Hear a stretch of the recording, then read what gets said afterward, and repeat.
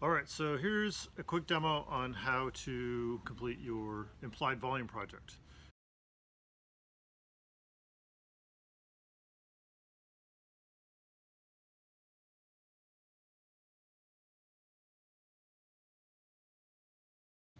So first off, the design phase. You can see here I've got 4 different variations on a similar type of design, and this is what I want you to start with, is just trying out an idea. Think about what it would look like if you turned it sideways. Think about how any negative space or penetration to the form, how that would go through from a side view. So having a little cutaway view helps a lot. Refining things, like you can see here, I've got a pointier end on this one. Thinking about from the side view, do I want it to be symmetrical or asymmetrical?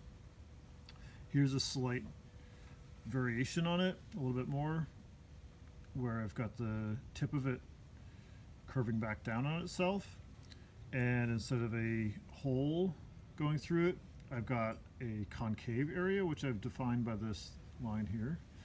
And notice that when I turn that sideways, I've got information over here about the tip and the neck of it.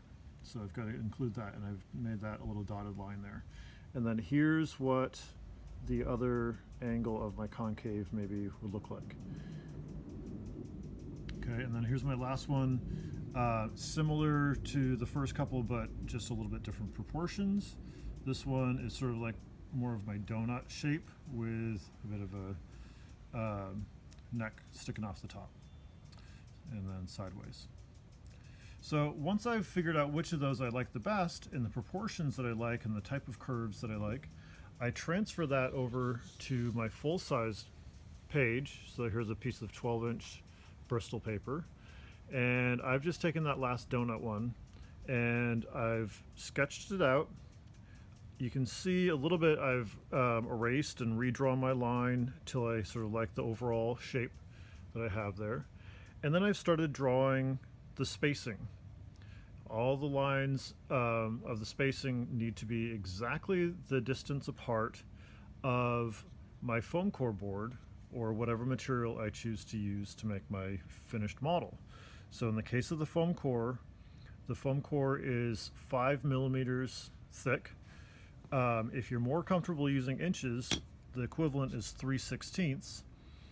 I have always found that it's just easier to mark when you're doing lots and lots of marks like this along a piece of paper. I find it's a lot easier to measure increments of 5 millimeters rather than 3/16. And I'll show you why really quick on the ruler. If I'm measuring 3/16, depending on where I start on my ruler, this says 30 seconds, so I have to think, okay, where are the 16ths? So here are my 16ths, 1, 2, 3, and I have to make a mark. And then count 1, 2, 3, make another mark. If I go over here, I've got my 16ths on my ruler. It's a little easier to see, but still I have to count 1, 2, 3.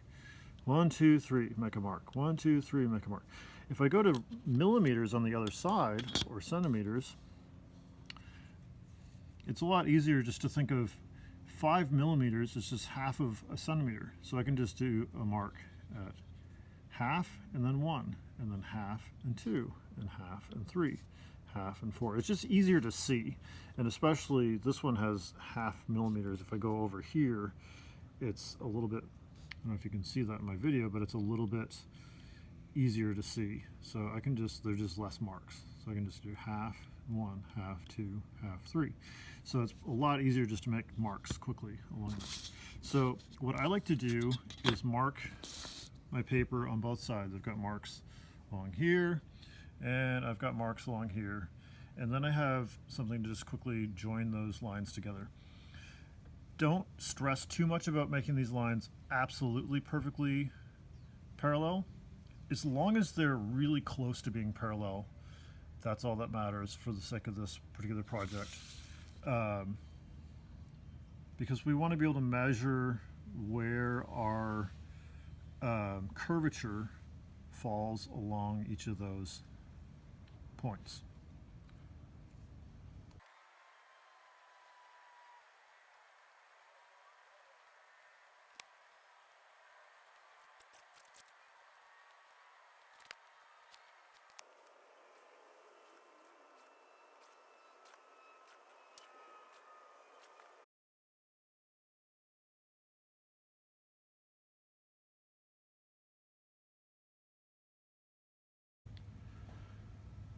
Okay, so I've done some more to my drawing here. You can see that I've actually superimposed my side view on top of my front view, and that's just saving me a little time so I don't have to draw all of my lines again on a second piece of paper or on the back side of the paper. I can do it either way. If your design is more complicated than mine, maybe this just gets a little bit too difficult to visually see where one begins and the other ends if you have two on top of each other. So if it's easier for you to understand your drawing and interpret it, if you have two separate drawings, I definitely recommend doing that. For the sake of the demo, I just did it one on top of the other and notice that I've color coded it. So I have red for, I'm just calling it my Y view. So I've done a red Y, and all my red lines are representative of that view.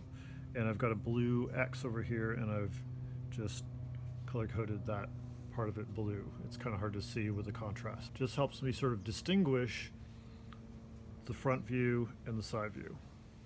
Okay, so notice I haven't done my lines all the way to the top. Obviously you'll need to do them all the way to the top to complete your piece. This is just for the quick demo video. Also notice that I've numbered and X'd out every other piece. So if I get close up here, I started with piece 1, and then this is going to be a spacer. Remember that we're only making every other piece. We're not making every single one of these lines. So this is going to be a piece of foam core right across here. This will be a solid piece of foam core, and then I put an X through the negative space. Okay, you could put hash marks all the way across if that helps you visualize it. Some people fill in the whole thing, shade it all in. That just takes too much time. But if you want to have like a nicer finished drawing visually, you could spend some time coloring that in if you want to.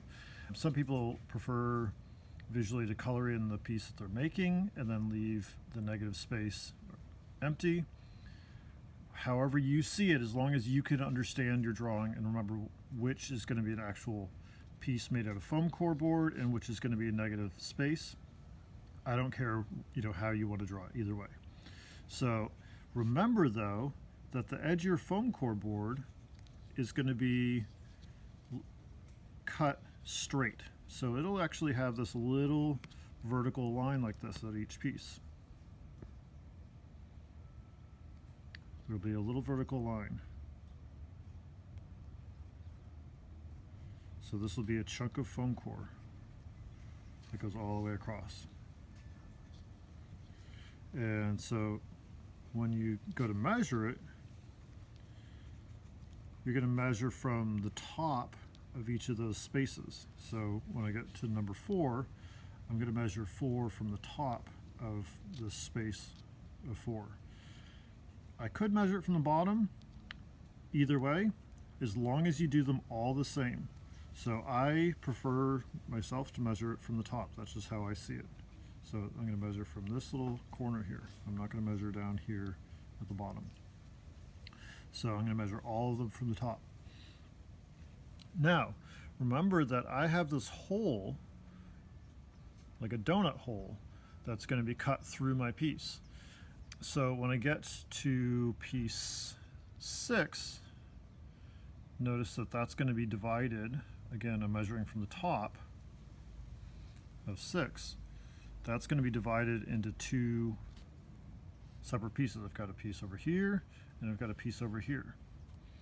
And then 6 all the way up to 13 will be separate. When I get to 14, it goes all the way across again. So what you need to start thinking about is, what do each of these slices look like, right? So if you think about, in the case of a donut, we can all kind of imagine if I were to just chop off the top part of this thing and just make it into a donut, right? We can all imagine what would happen if we were to slice a donut in half down the middle and look at it from the side view, right? So that's what I have to sort of imagine over here for my side view. What does that look like if I sliced it across the middle? What does that look like when I slice it right down the middle here? If I were to slice this, that's going to be represented by this over here. So imagine slicing a donut in half. I would end up with this kind of curvature of the inside part of my donut. If I turned my donut sideways, I'd be looking at the two rings at the top and the bottom of the donut with a negative space in between. So that's what I've drawn here. I have my outline of my whole piece, and then I've got a cutaway view of what that donut would look like if it were sliced right down the middle. Okay, so next we'll have to start measuring and interpreting what all those different shapes look like.